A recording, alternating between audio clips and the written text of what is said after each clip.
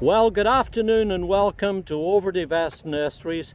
It's a lovely sunny day, a little on the breezy side, but really outside of that, it's just a pleasure to be outside and to get the opportunity to let you see a little bit of some of the plants that we grow here on the nursery, ones that have been especially selected for their performance right here in our region. That's the Northeast and Mid-Atlantic states.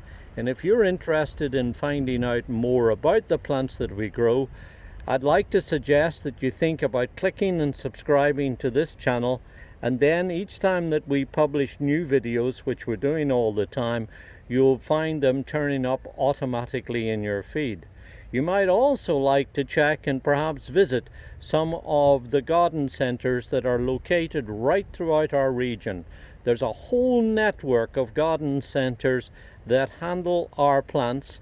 They're firmly rooted in your local community, often family owned, sometimes for multiple generations, and also staffed by experts who know your local conditions and also would be able to give you on the spot guidance and advice.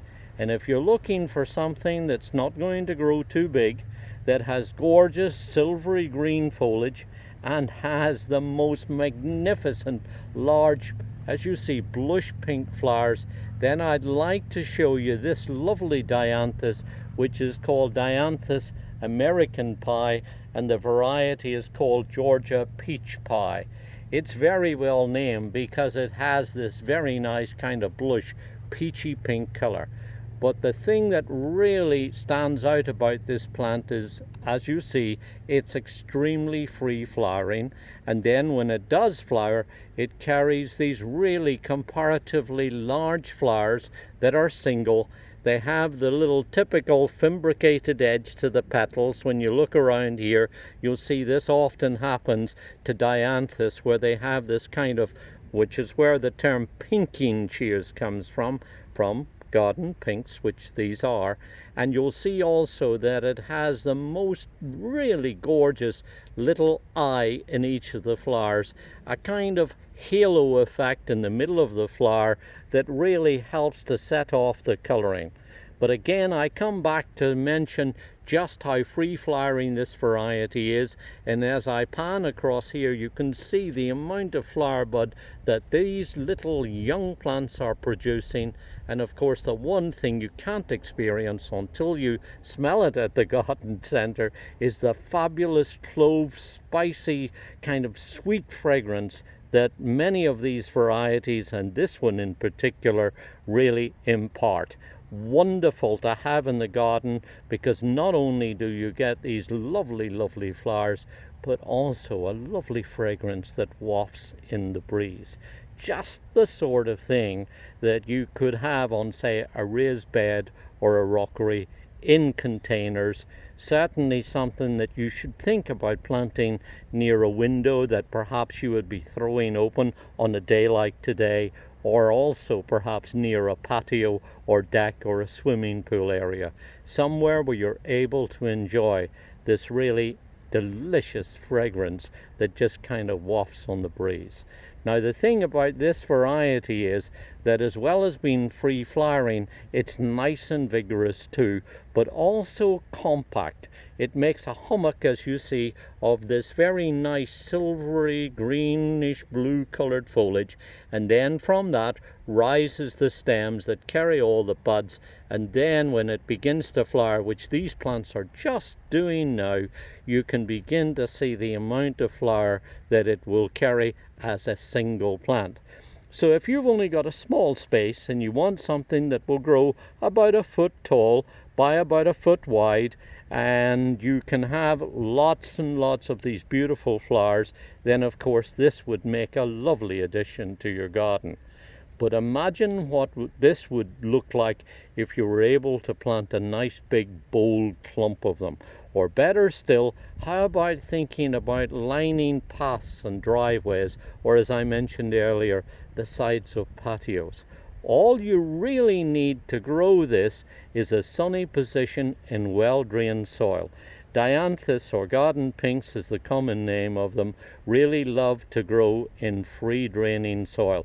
That's where their origins come from in nature. And preferably also, though it's not critical, they like a sweet soil too, a soil that's on the slightly limey or calcareous side of neutral. So in my garden I make a point each and every spring of going round, because my soil has a neutral pH. I just make a point of adding a little bit of lime each springtime, just a little dressing around the side of them, and that helps to, I think, give them a little bit more growth and vigor and makes them look extra healthy. If you don't do it and your soil is neutral, they'll be just fine, but by doing that you'll definitely kind of fortify the growth, and you'll see the plants, I think, reflect the extra good condition because of that. So here's one that starts to flower in early summer, late spring, early summer, and if it's dead-headed, that means going through and removing the old flower stems back down here at the base. Just snip them off as they're going over, and then that will then encourage new growth like this, where I've got my finger here, which of course it'll grow up then and produce new flower buds, so that you're able to keep the succession of flowering going right through into the autumn time. It's really amazing the amount of flowers you can get, and occasionally, just sometimes in summer too, if they begin to look a little untidy, I will go in with a pair of pruners or hedging shears and I'll just give the plants a little bit of a haircut, and that will then stimulate lots of new fresh growth and lots of this beautiful silvery foliage, which is very pretty if it never actually flowered. But of course they do, and also they produce these comparatively large flowers.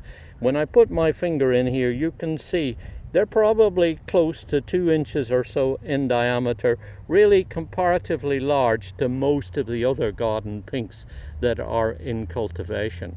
Now what's interesting about this variety is that it comes from a long lineage of breeding.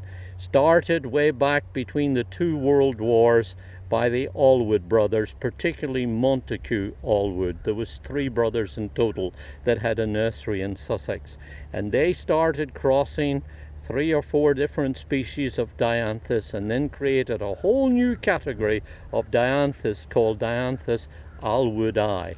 Now then, the Wetman Company, probably one of the leading breeders today of Dianthus in the world, then started doing some breeding projects, and this was one of the ones that they started to work with in 2012. They had an open pollination section. They found this particular series, and from that selected this beautiful variety, which again is called Georgia Peach Pie. And then from that, then of course, we got the plants and we've been growing them and enjoying having this one in our production schedule for now about 3 or 4 years. Wonderful as a single specimen, certainly, great for edging. Also, I should mention that this is a fabulous plant for growing for cutting too.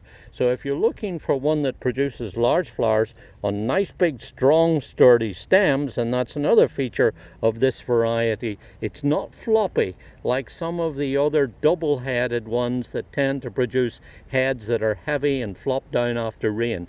This is a nice sturdy stocky grower with lots of sturdy stems that stands up very well to rain and blustery conditions. So in summary, this is the American Pie series of Dianthus, and this particular variety is Georgia Peach Pie with its lovely blush pink and this gorgeous halo eye in the middle of the flower.